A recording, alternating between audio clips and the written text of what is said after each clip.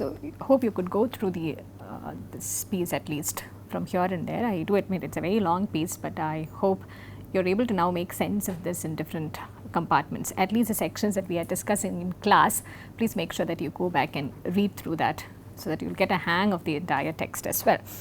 And you'll also realize that these texts, we have discussed only one text from Wordsworth in terms of his prose writings, his critical writings, and just a few excerpts from Biographia Literaria, and just an extract, a very minor extract from letters by Keats, and this extensive piece. And these could be seen as the representative works of the criticism that emerged during the Romantic period.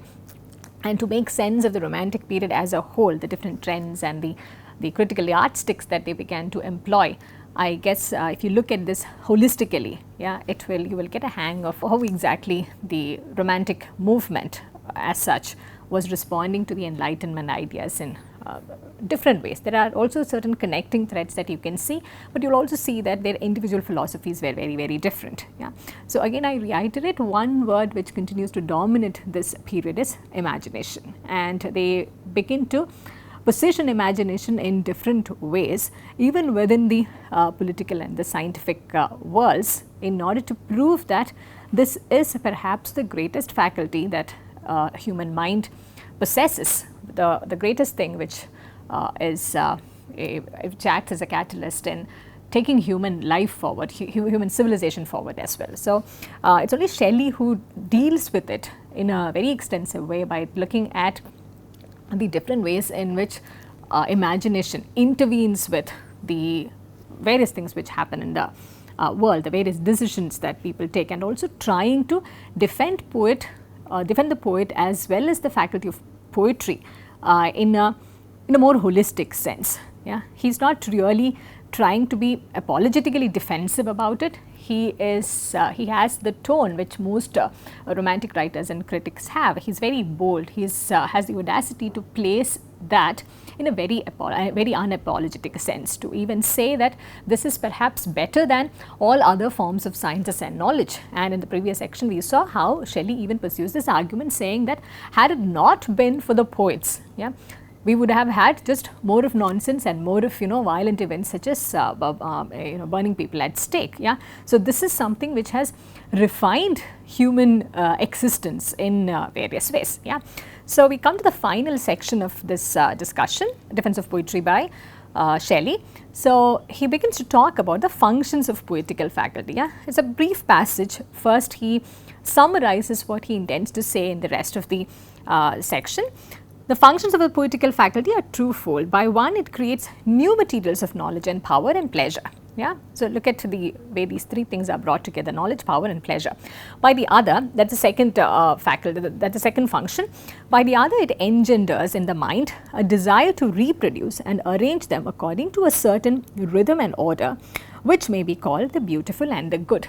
We find that these two aspects need to come together in order to make poetry. He is going into the process which produces poetry by saying, first you need this raw material. The materials are there. You are creating new things from a set of things which already exists in the world, in your mind. It creates new materials of knowledge, power, and pleasure. There is an inventive quality that is being attributed to poetry. Yeah? It is through imagination. It is not something which is just abstract, which exists somewhere, which does not have much of an impact anywhere. It materializes into something new. And secondly, it engenders in the mind a desire to reproduce and arrange them according to a certain rhythm and order, which may be called the beautiful and the good. Here, when he is talking about rhythm and order and arrangements, he is not merely talking about the metrical arrangement or just about the linguistic scheme of things. He is talking about this larger sense of a mental faculty at work, which will get translated into something very visible, something very tangible. This order, this rhythm, which produces what may be called, as he says, beautiful and good, it also has a lasting impact, as he has shown and he continues to show. The cultivation of poetry never more to be desired than at periods when, from an excess of the selfish and calculating principle, the accumulation of the materials of external life exceed the quantity of the power of assimilating them to the internal laws of human nature. The body has then become too unwieldy for that which animates it. So, he is also talking about the various periods which witnessed an upsurge in poetry. There were also certain periods where the literary faculty, the creative faculty was not at work in the same way that it was in different periods of time. Yeah. So, he is connecting this faculty of imagination, this faculty which is at work in the human mind, which has an inventive quality about it, which also has this power to reproduce and to arrange things in a certain kind of an order which becomes beautiful as well as good, and this which happens entirely in the mental realm. This is connected to something which happens out there. There are certain demands in the world outside, could be political, cultural, religious, which also demand certain kinds of poetry at different periods of time. Yeah. Right. And from this point, after having clarified what the functions of poet are, what the functions of poetical faculty are, he goes on to tell us a set of things about what he believes is poetry or is not poetry. First of all, he says poetry is indeed something divine. It is at once the center and circumference of knowledge. It is that which comprehends all science and that to which all science must be referred. And this is not entirely an original thought which emerged during the Romantic period. We know that this is something that the critics and poets had been subscribing to for the longest time, and attributing a sense of centrality to poetry, poetry being the center of all kinds of knowledge, all kinds of philosophy, and we find that from Sidney onwards this argument has been pursued in various ways. Yeah? So, he goes on in that entire passage. He is trying to reiterate that in different ways, in sometimes in a very flowery language and sometimes in very gross scientific terms. It is at the same time the root and blossom of all other systems of thought. It is that from which all spring and that which adorns all, and so on. Now, he comes to the very central argument where he also says what poetry is not according to his mind. Of course, there is a divine quality to it, but at the same time, poetry is not like reasoning, a power to be exerted according to the determination of the will.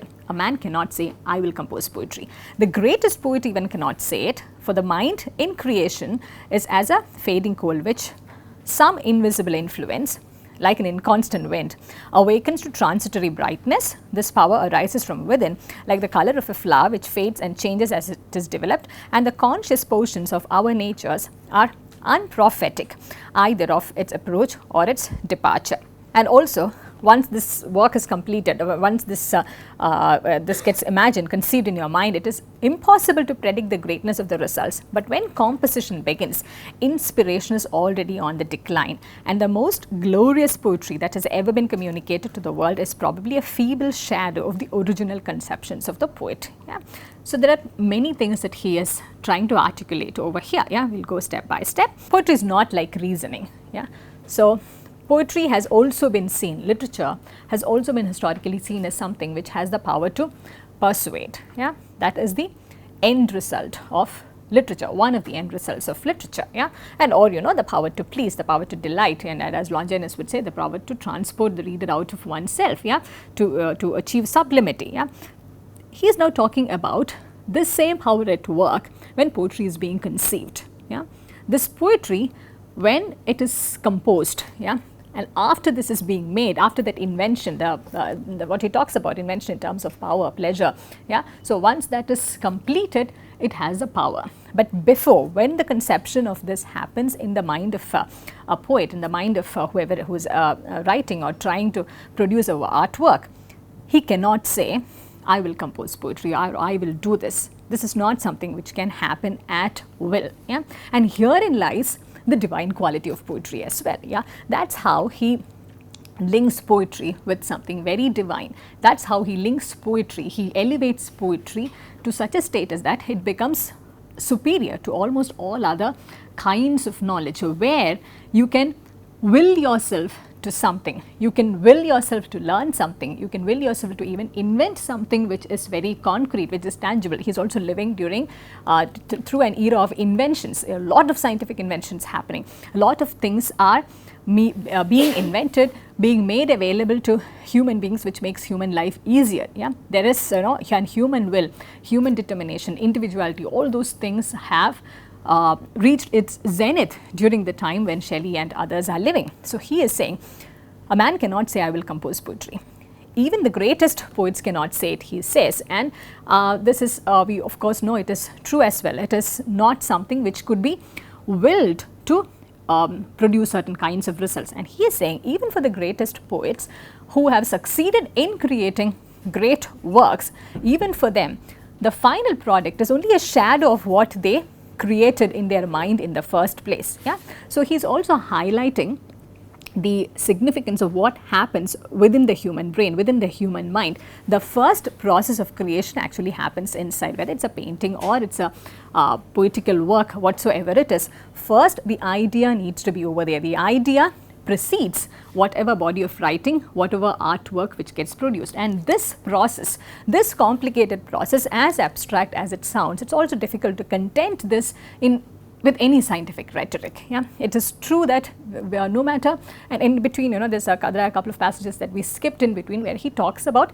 now we have got almost all kinds of knowledge systems. The humans have had access to almost all kinds of knowledge systems, and even with all this, it's difficult to comprehend this process, the magnitude of this process which is at work, and the heart of this, and at the heart of it is this quality of imagination. He's also trying to tell us that this is not something which everyone can have along with the accumulation of knowledge or power or wealth. This is a very distinctive thing altogether, a very distinctive quality altogether, which makes it superior to other forms, and it's also divine in nature in that sense. Shelley, if you mind you, he was an atheist throughout. Yeah. But when he talks about the divine power, he is talking about certain kind of a supreme power which is supernatural and which is not within the comprehensible limits of human wisdom. Yeah, he is not essentially talking about faith or any kind of religion. He is referring to the supernatural power. Yeah, and also look at these analogies that he gives with nature. Yeah, and that these are also, much as they sound very flowery and very abstract, we also know that there is actually a lot of truth into it. Like, look at this example, like the color of a flower which fades and changes as it is developed. Yeah, so I think that's a very beautiful way of conveying the transformation that art undergoes. Yeah, there is a process. If you look at the way a painting develops, or look at the way in which a certain a sculpture is being made, there is a gradual process. It is beautiful at different stages. Yeah, and you also realize that sometimes perhaps what has been conceived in the mind, is not exactly what has come out. It will still continue to be perfect, but it may not be what you had in your mind. Even with simple acts of writing, sometimes you feel you have this wonderfully brilliant idea in your mind, and the moment you write it out, you realize, oh my God, is this what I had in my mind? This doesn't even look even remotely close to that. Yeah, so that is how complex the working of the mind is. The same mind who is able to see this inside over here, cannot possibly always produce this. He says that's a case with even with the most even with the most glorious poetry. Yeah, it is perhaps a feeble shadow of the original conceptions of the poet. Yeah, and this debate about, I appeal to the greatest poets of the present day, whether it is not an error to assert that the finest passages of poetry are produced by labor and study. The toil and the delay recommended by critics can be justly interpreted to mean no more than a careful observation of the inspired moments and an artificial connection of the spaces between their suggestions by the intertexture of conventional expressions, a necessity only imposed by the limitedness of the poetical faculty itself. And he again gives Milton's example. For Milton conceived the Paradise Lost as a whole before he executed it in portions. Yeah, so this is also about the need to bridge the gap between genius and perhaps the technique and the hard work and the labor which involves in it. Yeah, Milton perhaps conceived the entire Paradise. It's a voluminous work, as we know. Yeah, he conceived that in his mind as a single composite whole, but it cannot be made as a single composite whole like overnight. Yeah, it has to be made in different portions. That also requires time. It requires a lot of labor, a lot of study. All of these things have to come together. He's also de-romanticizing the same set of things, the same set of the faculty of imagination, the divine quality of poetry, all of those things. He's also de-romanticizing it by showing us that there's actually a hard work, there's actually a lot of hard work involved in it. If you look at the trajectory of criticism and all the serious critical things that have been said about the production of art, the invention of art, we also notice that they all have paid ample attention to the hard work and the labor which is involved in artistic production. No one has loosely remarked that it is just the spur of imagination, it just happens overnight. It requires time, it requires technique, and without that there's no way in which, as going back to Longinus, there's no way in which you can stay focused. It's like, if you are if you have the talent, the genius, but you do not have the direction, if you do not have the technique to control it, it would be like a ship lost in somewhere in the ocean. It really will not make any sense to the individual who is trying to produce it, and more importantly, it may not materialize itself if you do not have that kind of control and technique over the kind of faculty, mental faculty that you possesses. So, and there are some examples that he gives. He also refers to this epic poem Orlando Furioso, that was an Italian epic by Ariosto. He was one of the finest poets, they say, who lived during the Italian Renaissance time, and this epic poem, which has got like a number of versions from the author himself, from Ariosto himself. He wrote it over a period of, he started writing it in 1506. That's when he originally conceived it in his mind. The final edition came out in 1532. So look at the number of years that he had to invest on this entire process of creation. So he is giving us tangible examples from English poetry, from Italian poetry, and he is also connecting that with the abstract quality of poetical imagination. He further goes on to say, poetry is a record of the best and happiest moments of the happiest and best minds. This is again going back to, in various ways we will find that there is this movement back and forth that we find between classical notions of poetry, about poet, about great minds being able to conceive great ideas. The difference is that that's something we will very shortly see in Shelley's articulation too.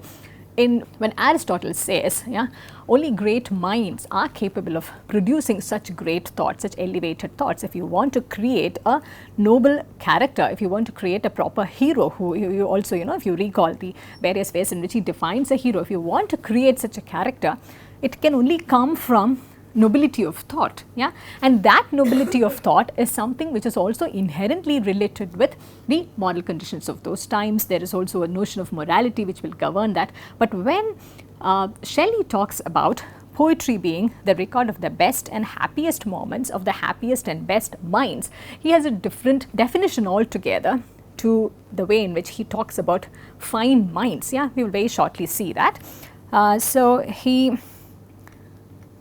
And in this context, I want also to keep in mind the very radical kind of life that Shelley led, and he was the subject of controversy, and his character wasn't seen as entirely, acceptable during those times. And in terms of his relationships, in terms of his personal choices, in terms of his political affiliations, that also needs to be kept in mind. So he goes on to tell us. We'll skip some of those things where he continues to talk about how poetry turns everything into loveliness, and also the focus on beauty, which is more centrally seen in Keats' poetry, but they all believed essentially in this equation that they had identified between truth and beauty. So he comes back to the same point that he makes in between. There's a digression where he talks about the poetry being the seat of beauty and all. A poet, as he is the author to others of the highest wisdom, pleasure, virtue and glory, so he ought personally to be the happiest the best, the wisest, and the most illustrious of men. As to his glory, let time be challenged to declare whether the fame of any other institutor of human life be comparable to that of a poet. He is also talking about the test of time, how an author can, if the author whether the author surviving the test of time or not can be seen as a yardstick of good poetry. But he is using time, he is using morality, he does not really use that word, he is using, the definition of mind, the fine mind, in a very different way, as we would see, that he is the wisest, the happiest, the best, inasmuch as he is a poet, is equally incontrovertible. The greatest poets have been men of the most spotless virtue. Yeah. So how does he define virtue? We will see soon.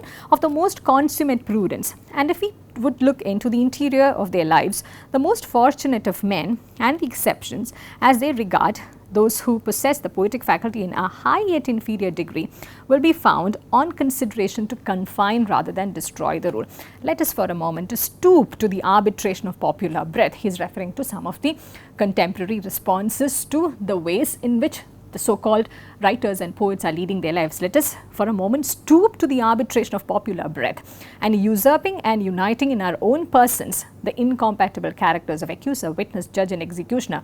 Let us decide without trial, testimony or form that certain motives of those who are there sitting where we dare not soar are reprehensible. Let us assume that, yeah. This gets very interesting now. Let us assume that Homer was a drunkard, Virgil was a flatterer, Horace was a coward, the Tasso was a madman, Lord Bacon was a peculator, Raphael was a libertine, Spencer was a poet laureate. It is inconsistent with this division of our subject to cite living poets, but posterity has done ample justice to the great names now referred to. Their errors have been weighed and found to have been dust in the balance. If their sins were as scarlet, they are now as white as snow. It's a verse from the Bible which he is, to talk about the sins of the world, which would be washed as white as snow through the intervention of Christ's blood. Yeah. So he is using the biblical overtones to talk about how irrelevant certain personal details about all these great writers is in the contemporary when we weigh them alongside their works. Yeah. On the other hand, he is trying to tell us, focus on the artwork that is produced, focus on what they have written, and let that be the judge of their work. Let time be something that will test whether their work will outlive the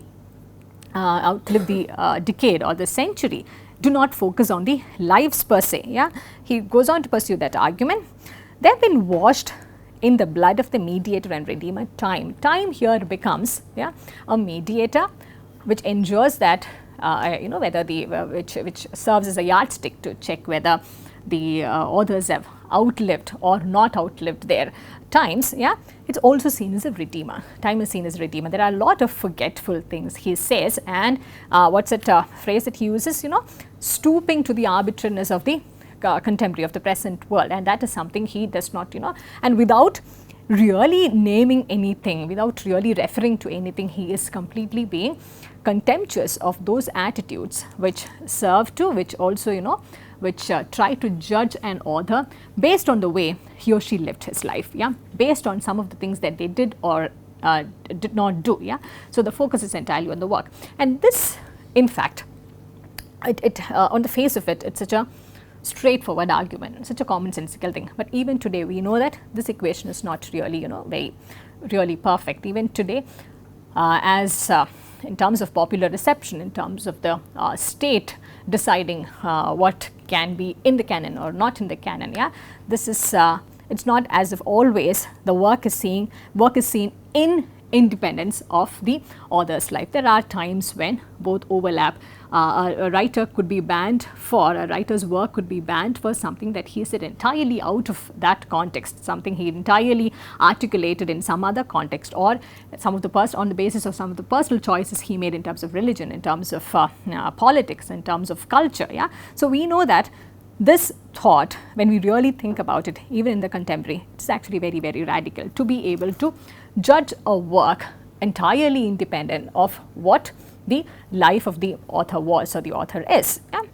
Observe in what a ludicrous chaos the imputations of real or fictitious crimes crime have been confused in the contemporary calumnies against poetry and poets. Consider how little is as it appears, or appears as it is. Look to your own motives and judge not lest ye be judged. Yeah, this is also again, he is using the biblical rhetoric to tell his contemporaries, the readers, do not judge, because you also will be judged in the same way. And he is perhaps, he does not go into the details of this with any specifics as we can see over here, but he is also trying to respond to many contemporary notions, which also tries to evaluate or devalue a work based on the way the authors are leading their lives, his own life being a stellar example of that. Yeah. Poetry, as has been said, differs in this respect from logic, that it is not subject to the controls of the active powers of the mind, and that its birth and recurrence will have no necessary connection with the consciousness or will. Yeah, he's also doing this very interesting thing of separating the creative faculty from the rest of that person's life itself, that these could be. And then if you look at some of the lives of writers which were also very, very erratic and very almost on the verge of madness, you will also find that there's a disconnect between the way they lead their lives and the complete sense of organization that you find, organic harmony that you find in some of their works. Yeah, so he continues to reiterate this point in this entire passage about how poetry is not a faculty that you can try and understand entirely through reason. Yeah, you need a different kind of a tool, a different kind of an intervention to even understand that. Yeah, and this is a phrase that he uses, the frequent recurrence of the poetical power. It's not just a faculty; it's a powerful kind of a faculty. He talks about the poetical. Poetical power. Yeah, and about the poet. A poet. This is in certain ways an extension of what Wordsworth also says. A poet is only just another human being. Yeah, he only experiences and tries to process things in a different way. And what does Shelley says? He is more delicately organized than other men and sensible to pain and pleasure, both his own and that of others, in a degree unknown to them. He will avoid the one and pursue the other with an ardor proportion to this difference, and he renders himself obnoxious to calumny when he neglects to observe the circumstances under which these objects of universal pursuit and flight have disguised themselves in one another's garments. Yeah, it's also talking about empathy. Yeah, so eventually we will begin to see that imagination and empathy together, yeah, they are the ones who perhaps, if you are looking for a formula or looking for an equation which produces artwork, produces poetry, yeah, it is imagination and empathy together, the sensibility, the sensitivity to understand not just one's own pain and pleasure, but also the others. And this is again, you can take this back to the Aristotelian times as well. Yeah, there is an author, there is the author who is creating this dramatic persona, and that is this embodiment of perfection with the flaw. Yeah, and when the readers are watching it, they are able to empathize it. So the empathy, once the audience is getting an empathy towards this dramatic persona, there is no reason to assume that the one who created it did not have that empathy as well. Yeah, so it is imagination and empathy at work in different ways, in different degrees throughout this entire trajectory, this entire process of talking about this creative activity itself. Yeah, so poetry in a restricted sense has a common source with all other forms of order and beauty, according to which the materials of human life are susceptible of being arranged, and which is poetry in a universal sense. He is also giving there's a sense of universality which is being attributed to poetry, but in a different way altogether. Yeah, so the arguments of universality, we will find that in most of the dominant ways of looking at literature, of looking at criticism, universality has been one of the most compelling arguments in favor of literature. But in the later times, we know that, especially with this, what Peter Barry says is the advent of theory after the 1970s, 60s, 70s, we realize that universality is also seen as something very problematic. Universality is also something which has legitimized the omission of a lot of other experiences which are not seen as universal. But for the time being, we'll just stay tuned to this sort of an argument which continues to use universality to its advantage, and to use universality as something which will which will always stand in support of what is essentially good and beautiful about poetry. And if you look at the other ways of looking at literary history, literary production, if you look at how women look at the Romantic period, if you look at the women writers of the Romantic period, there are very few critics even at this point of time, as you know. Or for the Restoration period, if you look at the Restoration period from Afra Ben's point of view, as one of you also did during the presentation, you will realize that it's a different trajectory altogether that you realize, that you begin to see. You also need a different theory to comprehend what is being written over there. Or if you look at the different articulations from the point of view of the colonized during these times, again there's a different story emerging, which again requires a different critical treatment altogether. So this universality, much as we find this very appealing to propel many arguments in favor of literature, in favor of poetry, we also find that it is a problematic argument that we begin to realize much later. So we come to almost the end of this essay, where this is it's one of the celebrated quotations which talk about the power, the kind of judicial power that the poets have. This is how it ends: poets are the unacknowledged legislators of the world. So he does not really lead us to this argument very logically in the final section, we would say, but nevertheless, this has been, I think this is one of the most quoted instances from Shelley's works, about poets being the unacknowledged legislators of the world. So we'll just read out the couple of sentences which leads to this observation.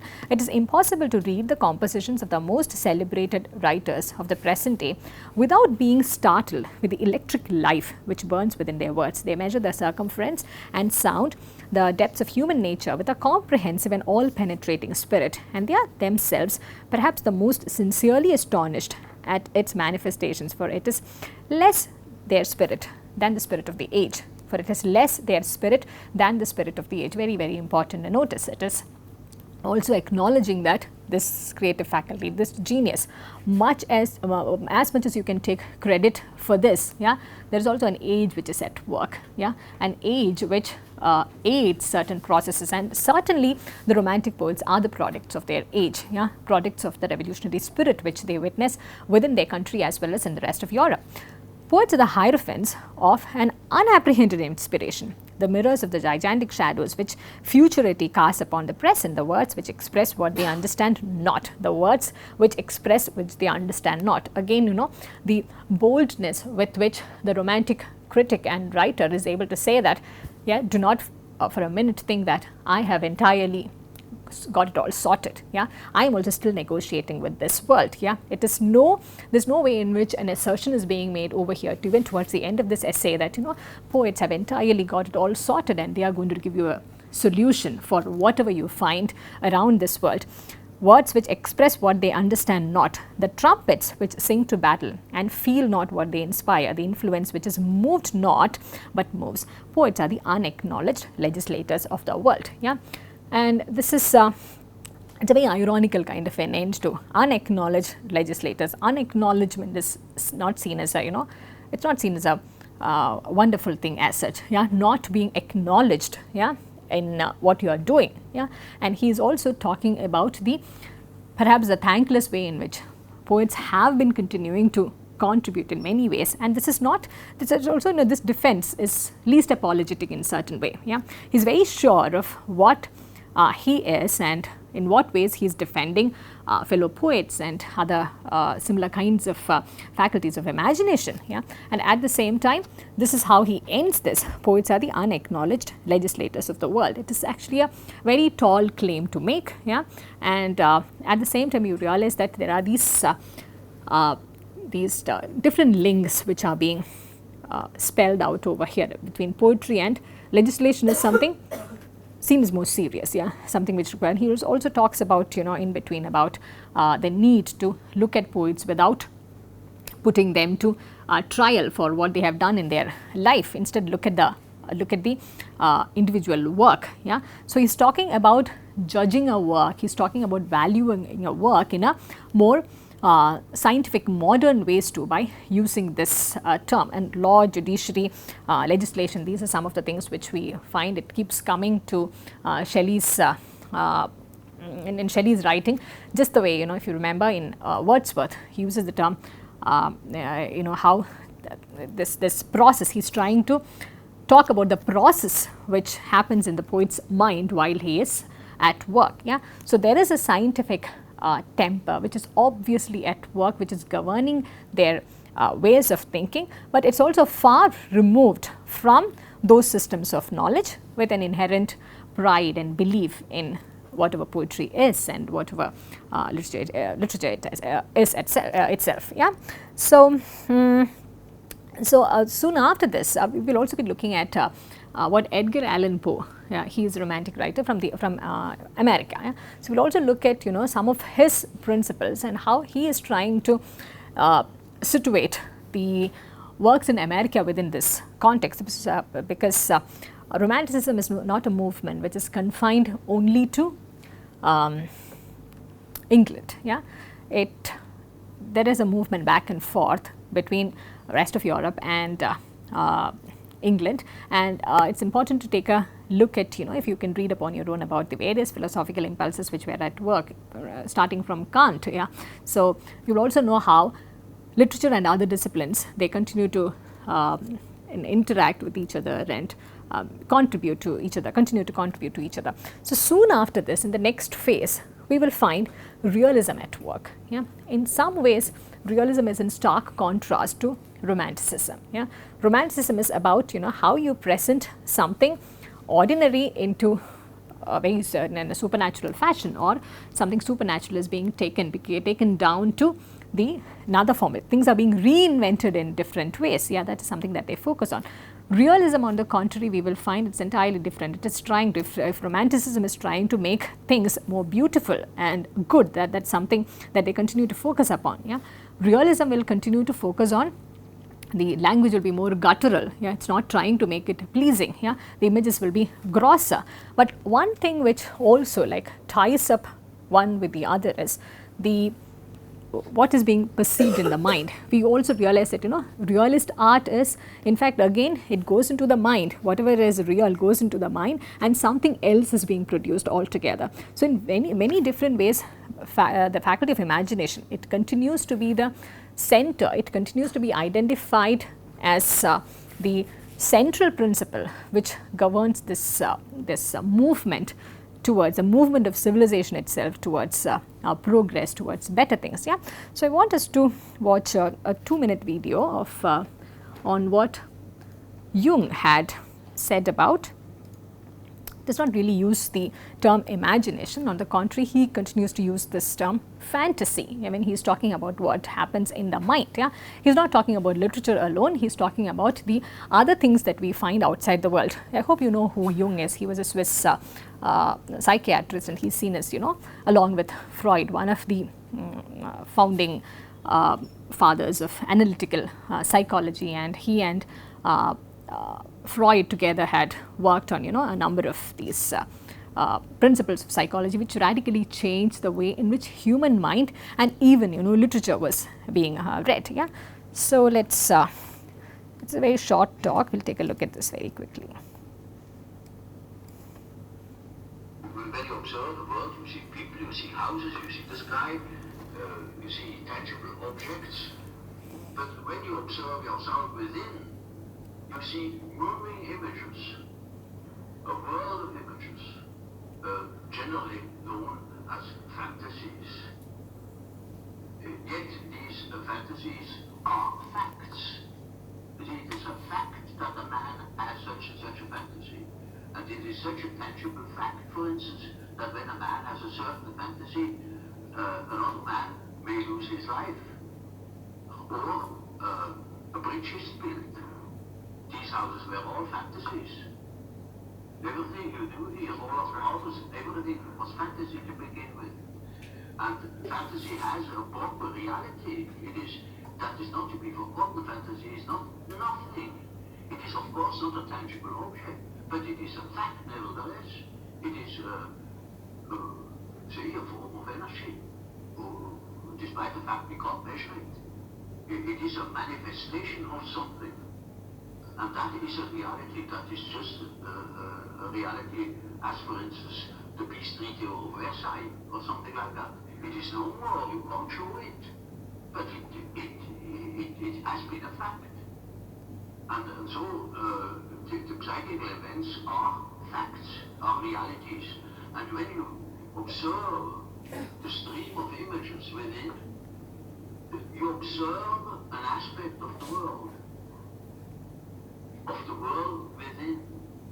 And so, you see, the man who is going by the external world, by the influences of the external world, say, society, or perceptions, sense perceptions, thinks that he is more valid, because this is valid, this is valid. And the man who goes by the subjective factor is not valid because subjective factor is nothing.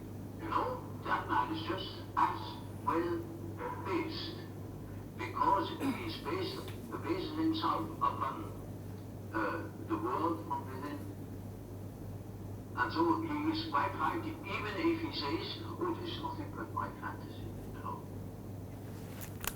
Okay, so on that fantastic note, we call it a day.